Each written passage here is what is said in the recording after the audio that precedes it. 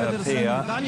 So line up for heat number 3 for Leo Klassen from Sweden off the inside in red, Bo Bailey from Australia, gate number 2 in blue, Sven Cerjak from Slovakia out of gate number 3 in white, and gate number 4 is Jakob Bolko from Denmark. As I say, he's new to the series, don't know anything about him at all. Let's see how he goes. Gate number 4's been working pretty well in the first 2 heats. Tapes up, away we go. Bolko on the back wheel, gets there reasonably well, but it's gate number 2, Bo Bailey from Australia, absolutely blasting down the back straight. Look at that. He was looking to improve on his performance from 2023, where he finished in 9th place. He's away. Look, he's stolen a march there. Danish rider Jakob Bolko back in 2nd place. Yeah, Bolko Pedersen coming under a lot of the pressure there from the 2 guys behind him, Cerjak and Klassen. But you're right, Bo Bailey looking good, made a cracking start, got back on the bike straight away, looking for as much grip as possible. He's all action, he's good to watch, and he's beating some decent opposition. Bolko Pedersen was only beaten, actually, by Vilads Pedersen and Cairns in his semi-final, finishing 3rd. So there is certainly no doubt that Bo Bailey is in a different class here, very much like Maximilian Pavelchak was in heat number 2. Well, he was kicked out, wasn't he, by Pavelchak as well in his interview, so he knows he's quick. Bit of a battle now for 2nd and 3rd as they roar through the final corner. It probably helps a little bit off the start line. Line up for heat number 5 then, Adam Neyerschleber off the inside in the red helmet colour. Gate number 2 in blue is Kasper Appelgren. Gate number 3 in white is Maximilian Pavelchak, and off the outside is Sven Cerjak in yellow. Yeah, 1 or 2 of those lads have got those bombs on the exhaust pipe. It won't explode, please don't get too excited, but they are referred to that. Yeah, just giving the exhaust system a little bit more volume, as you rightly say, a bit more grunt maybe off the start, particularly on a big track like this, when there's a long way to the first corner. Riders coming forward now. Can Pavelchak keep it going? Oh, plenty of revs here. Start marshal moves away. Tapes are up, and we're into the first corner. It's a long way there. You see how hard it... Oh, he's gone down there on the... Here we go. Start marshal's away. He's happy. Tapes are up. They're going roaring into the first corner this time. It's Pavelchak. He hits the front out of gate number 3, round the outcut side. Here comes Cerjak. Nice move from him. Pavelchak already powering away out in front. Looks good on the bike. Cerjak coming charging into turn number 3, giving chase after the Polish rider out in front. Back in 3rd place is Neyerschleber from the Czech Republic, but got to say, Pavelchak looks strong in front here once again. Yeah, Maximilian Pavelchak really looking composed, neat and tidy on the bike. You can see he's been watching some of the fast lads in the SGP.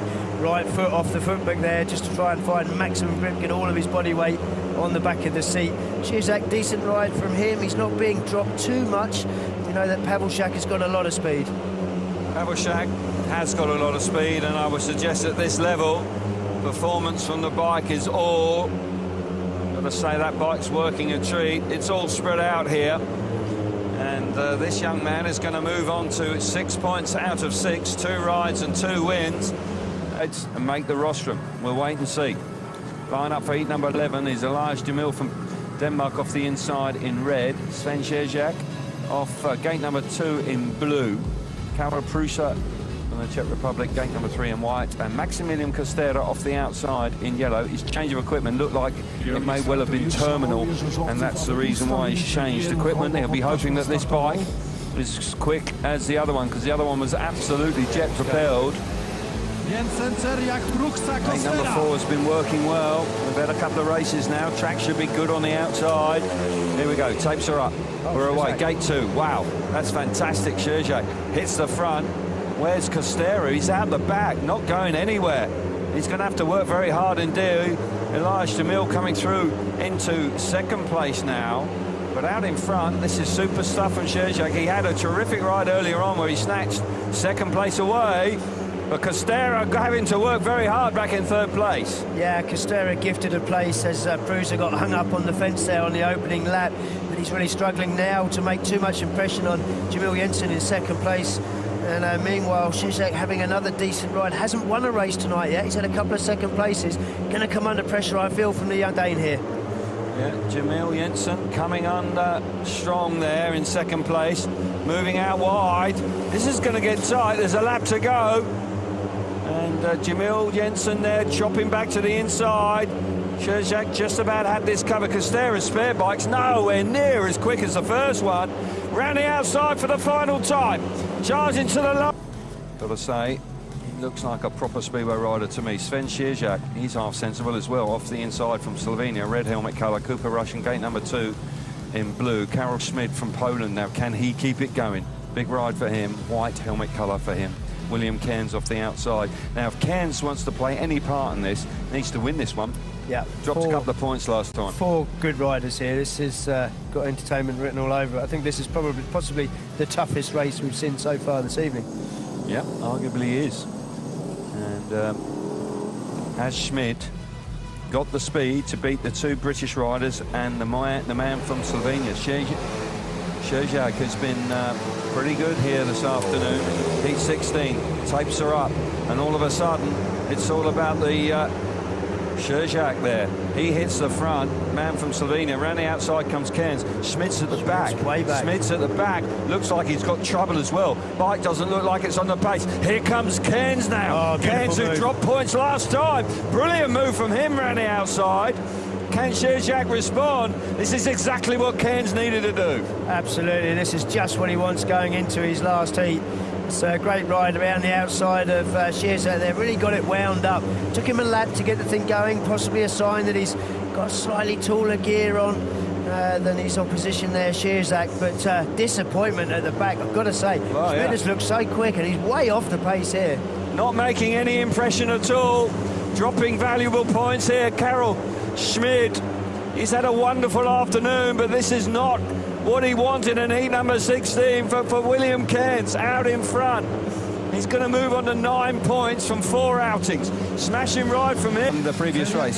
So I've just run it through for you, but the important thing to say now, Cerjak on the inside, he wins it, he finishes on 12. He hits the front. Fantastic start from him. Loftus coming round the outside from a straight. Oh, Cerjak's out of control. That allows the rider in the blue helmet colour, Pedersen for the first time this afternoon flies himself to the front.